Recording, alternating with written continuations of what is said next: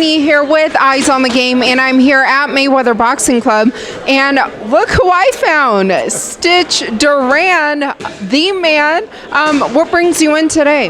Well, I told my wife I was going to go buy milk. I've been gone like 3-4 hours, but this is what I do. It's tough staying home, not doing anything, so I just come by, hang out with the guys, and it's like barbershop talk here. So we just come over here and shoot the shit and see some new talent and see some old talent and just kind of hang out with the friends. Well, that's good to see you, very happy. And how has this past year been for you? Oh, it's been tremendous. I'm writing my second book. The first one was From the Fields to the Garden. I'm going to keep the same name because it's a continuation. So it's From the Fields to the Garden Part 2. And that's coming out December the 1st. And, I have my sponsors back and everything. So everything's been tremendous, Helen. And I'm leaving tomorrow morning to go to Austin to work Bellator. And then next week I go to Kansas City, work with Invicta. And I think I have the World Series of Fighting October 7th. And I go to Mexico. There's a new organization in Mexico that opened up. And they asked if I would come and support them. And so I'll be there. And then I have Klitschko on the 29th of October. So I've been blessed. Staying very busy. Yeah, and then Andre Ward, November the 19th against Kovalev. So I've been blessed. Yeah, so speaking of Bellator, though, were you surprised at all with the signing of Rory MacDonald? Oh, no, not at all. I've known Scott Coker for 30-something years. When I had my own school of kickboxing, we used to fight under his promotion before he was even Strikeforce. So Scott's doing the right things, and I saw Rory at the last fights that we had, and I've worked all his fights. I've always wrapped his hands. So it's good for us to be back together, and that's just a sign of the times, where the fighters are realizing that there's more to MMA than the UFC. And, Scott, he's doing the right thing. Now, what do you think of the UFC being sold? Well, on the business aspect, I thought they did a tremendous job. Anybody that could get $4.2 million off of a $2 million purchase in, 15 years, it's a phenomenal thing. I don't think anybody will ever be able to do that. But, there's some questions on, they made all this money, but none of it filtered back into the fighters. And that was always a concern that fighters had, but on the aspect of them selling it and making a lot of money, I think that's good. Where the game goes from now, when you get guys that are in the movie industry and coming into a game that they're really not familiar with, how are they going to change it? Is it going to still be a sport, or is it going to be a business only? That we have to find out.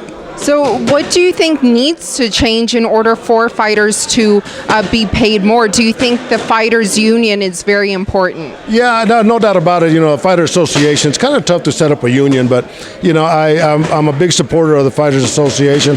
I think it's important for them to have that, and the UFC has always said that they want to be like the NFL and Major League Baseball and all that. Well, all these organizations have fighters associations, fighter unions. So if they want to play with the big boys, then they have to bring in these type of programs to give the fighters fair treatment.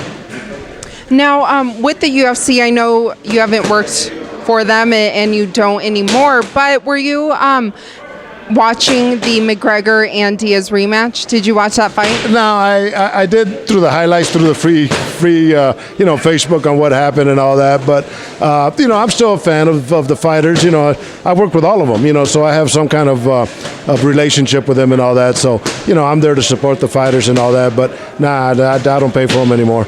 Yeah. And were you surprised by the results though?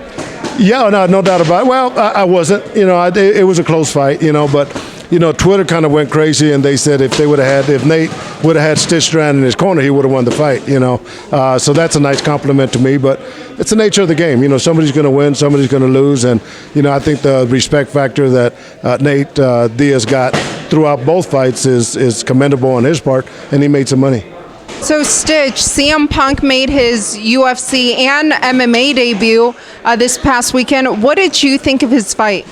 I thought it was horrible.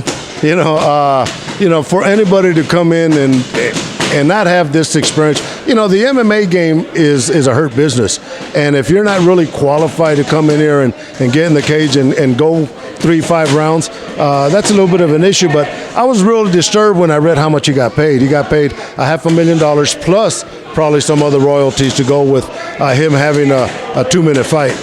But as John Howard said, he did a nice little piece today where, it really hurts the sport to have guys come in like that. And guys like John Howard that have been fighting, 10, 15, 20 years and trying to get in that position and trying to make that amount of money, get pulled away and don't get that opportunity because someone like CM Punk comes in and does that. But the marketing that they put behind him, they spent a lot of money on him thinking that he was going to be something, and you just can't do that. It's like you being a softball player and coming in and trying to play baseball in the major leagues. You can't do it. Two different things.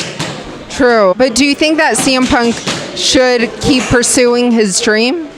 Well, it's always great to follow your dreams because dreams do come true, but not at the UFC level. I think if, get him some other fights in smaller organizations and let him build up his record, And somebody was telling me that in Ohio, for you to fight professional, you have to have at least 5 amateur fights with a winning record. That wasn't the case with CM Punk, so, the athletic commission there made some adjustments for him. Now, with them, or the UFC bring him in and obviously giving him a nice payday, what do you think kind of started all this stuff? Do you think it was the Conor McGregor effect, the Ronda Rousey, or what happened? Well, I think both of the above. They did a tremendous job in marketing Conor and Ronda, no doubt about it. But these guys are fighters. These guys are 100% true warriors. And to bring in a personality, a wrestling personality, and my daughter Carla's a big wrestling fan, and she knows CM Punk, and he's a big star in that game, but he's not a big star in this game. Well, we are here at Mayweather's gym, but someone that's been making headlines, Manny Pacquiao, coming out of retirement, fighting Jesse Vargas here in Las Vegas. So will you be working that fight? No, I'll be gone. I have other fights that day, so I'll be missing it. But, for Jesse Vargas, it's a great opportunity. He's a good kid. I've worked with him before. Manny Pacquiao, how many times do you go into the well and come back? I wish him luck. I think, skill-wise, he still has a lot of potential on the marketing aspect. He's still doing well. But, let's see if we have the changing of the guard, the young lion versus the old lion. Who would you like to see win? Well, Jesse Vargas, only because I'm a big fan of his, and I've known him since he was a little kid, and I've worked his fights before, so my hat goes off to Jesse Vargas. And he does a lot for the community here in Las Vegas. But lastly, for you, Stitch, Triple G, he fought Kell Brook this weekend. What did you think of that fight? Oh, I thought it was a tremendous fight. Kell Brooks, not knowing anything about him, outside of, I work with Amir Khan, Amir Khan was trying to get that fight with Amir Khan, but he's a tough kid. And what I saw, he's a tough kid. Triple G is a horse of a different color. He's just a phenomenal fighter, and just to see his strength and his durability and his setting up punches, he's going to be going far and long for a long time. Would you like to see him fight Canelo? Oh, I think I would love to see that. I think the boxing public would love to see that fight. I worked with Amir Khan when he fought Canelo, and he dropped him like a rock. He dropped Amir Khan with like a rock. So I think they both have the potential to win, and I wouldn't really put all my money on Triple G on that one. When you have a Mexican fighter that goes toe to toe fighting somebody like Triple G, it's anybody's fight. Well, congratulations on your continued success, and thank you so much for your time. Well, thank you, Helen. It's always a pleasure being and talking to you, and I appreciate the interview you did with me at the MMA Awards. That was our first bond together, right? Yes, and many more to come. Oh, I'm available anytime. I like to talk. Totally, this is barbershop talk. Yes. Oh, and don't forget the milk. And yeah, I told my wife I was going to go get some milk. I got to go get it before I go home.